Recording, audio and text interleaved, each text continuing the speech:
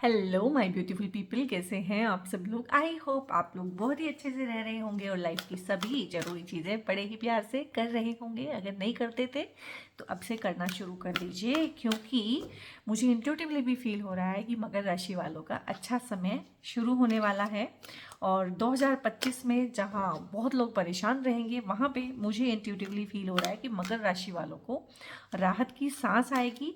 खैर, उसके रिगार्डिंग ये रीडिंग नहीं है। इस रीडिंग का टॉपिक डिफरेंट है कि ये जो फुल मून है अभी मिड ऑफ जनवरी में, ठीक है, तो उसका क्या एस्पेक्ट रहने वाला है कैप्रिकॉर्न सोल ट्राइब के ऊपर। और मून की हम वीडियो क्यों बना रहे हैं, फुल मून न्यू मून की वीडियो मैं कम बनाती हूँ, बट यहाँ पे कुछ चैनलाइज्ड मैसेजेस हैं मुझे, जो मुझे देने थे इस वीडियो के थ्रू आप लोगों को, जो बहुत इंपॉर्टेंट रहने वाले हैं आप लोगों के लिए। क्योंकि चंद्रमा जो कि फुल मून और न्यू मून पे अपनी एनर्जी जो होती है उसकी इंटेंसीफाई हो जाती है, और चंद्रमा जो है आपकी इमोशंस का कारक है, आपके मन का कारक है। और देखिएगा, ध्यान रखिएगा, आपकी लाइफ में जहाँ भी आप हैं, जो भी आप कर पाए हैं, जहाँ भी आप पहुँच पाए हैं, अपने मन की वजह से ही पहुँच पाए हैं। तो मन का बहुत इंपॉर्टेंट रोल रहता है। तो देख लेते हैं इस फुल मून पे ऐसी क्या चीज़ें हैं जो लाइफ में आ सकती हैं।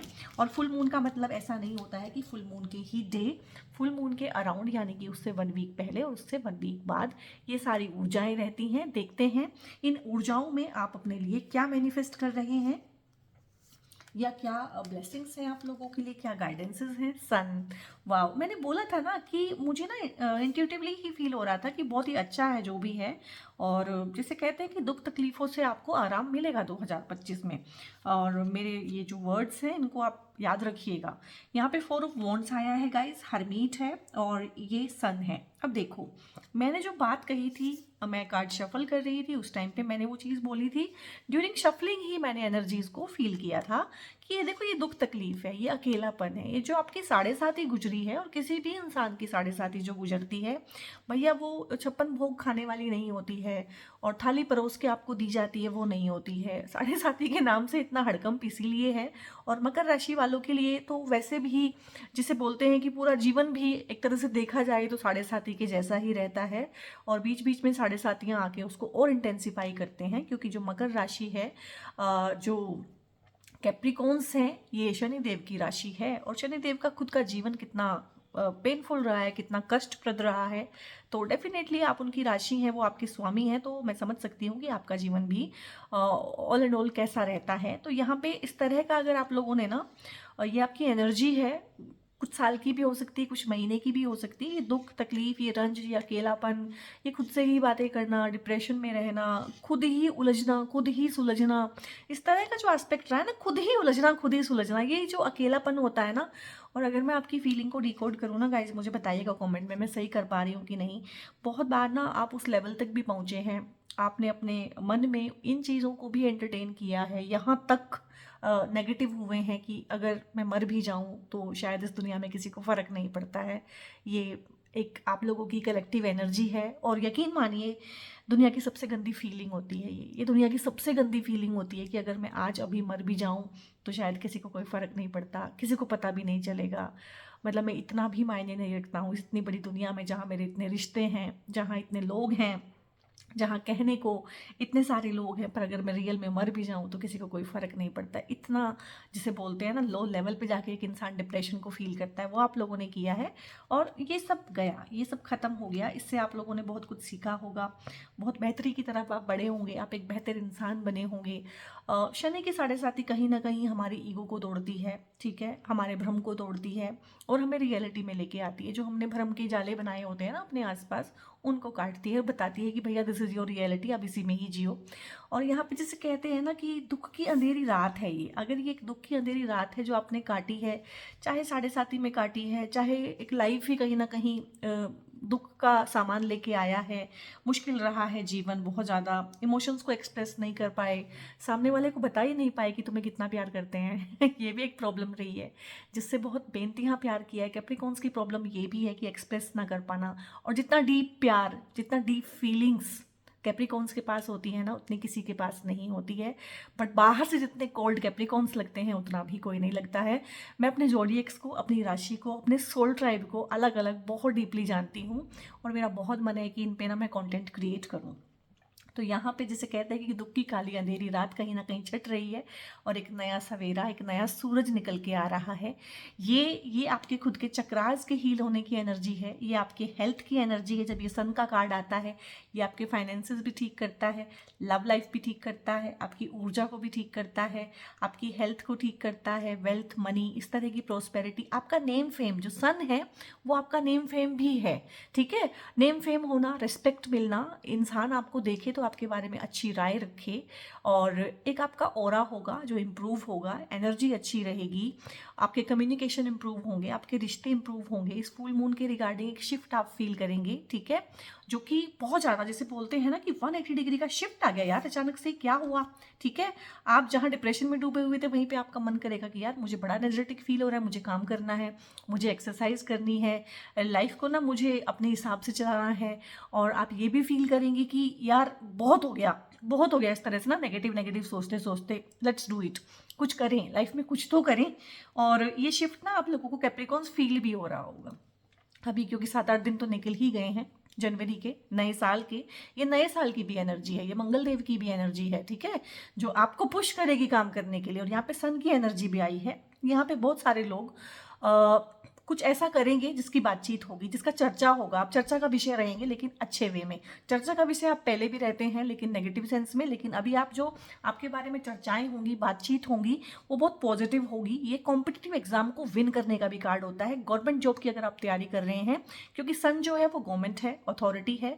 अथॉरिटी के साथ आपके रिश्ते अच्छे हो जाना, आपका खुद अथॉरिटी बन जाना, अगर आपकी प्रमोशन ड्यू है और किसी भी वजह से रुकी हुई थी, तो वो चीज़ें, रुकी हुई चीज़ें जिनमें ऑब्स्टेकल लगा हुआ था, आप ये समझ लीजिए कि ये शनि है और ये सूर्य है, ठीक है। और शनि के टाइम का ये वाला एनर्जी है आपका, जो आप अमूमन कैरी करते हैं क्योंकि आप उन्हीं की राशि हैं।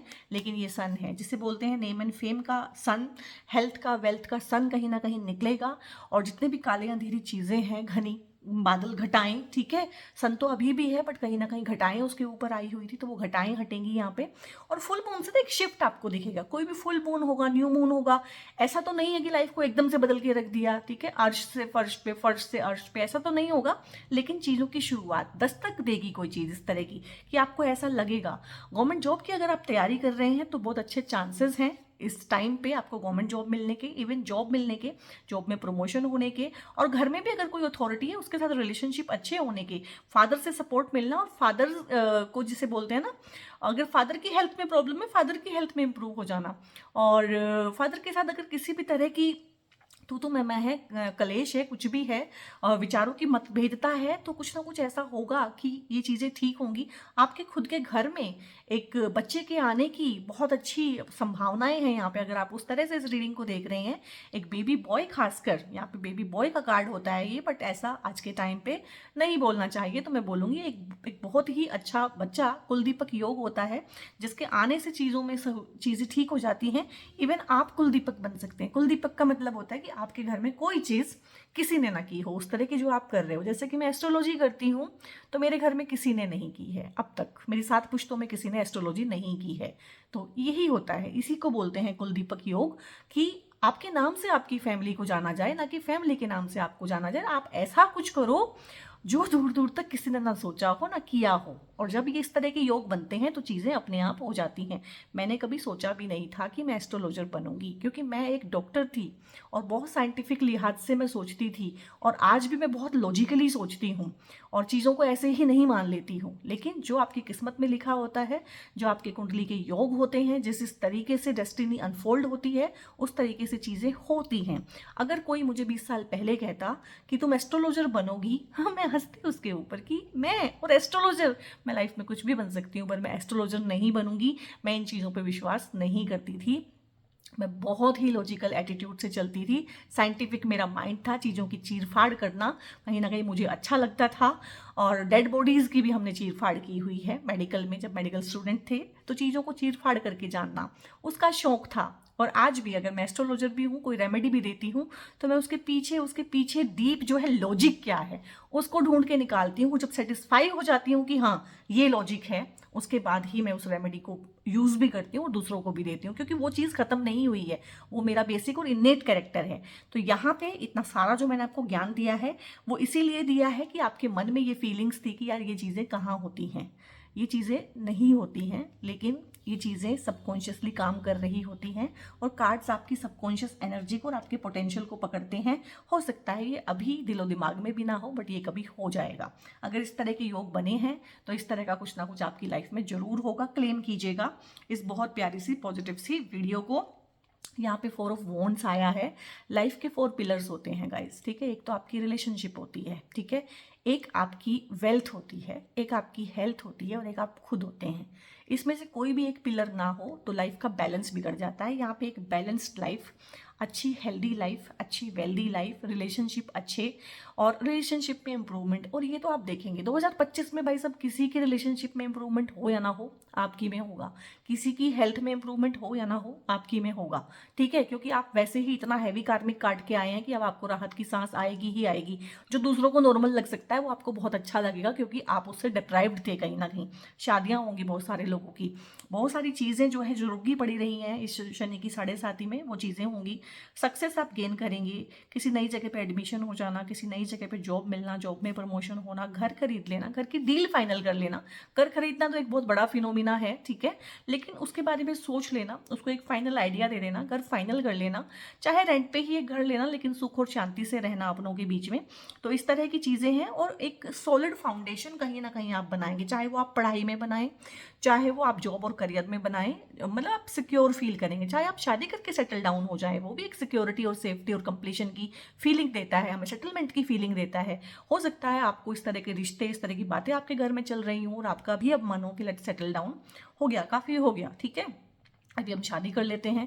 जिनकी शादी हुई हुई है वो सोच रहे हैं कि चलो बच्चा करके कहीं ना कहीं एक फैमिली को सेटल डाउन किया जाए, फैमिली को बढ़ाया जाए। तो इस तरह का जितना भी एस्पेक्ट है, लाइफ जो आपकी है उसका एक्सपेंशन है, शादियां हैं, रिश्ते हैं, बच्चे हैं, घर परिवार है, व्हीकल का सुख है, इवन प्रॉपर्टी खरीद लेना, प्रॉपर्टी में इन्वेस्ट करना, उस तरह की शेयर मार्केट में पैसे लगाना, इन्वेस्टमेंट का भी है। तो ढेर सारी चीज़ें हैं गाइज यहाँ पे।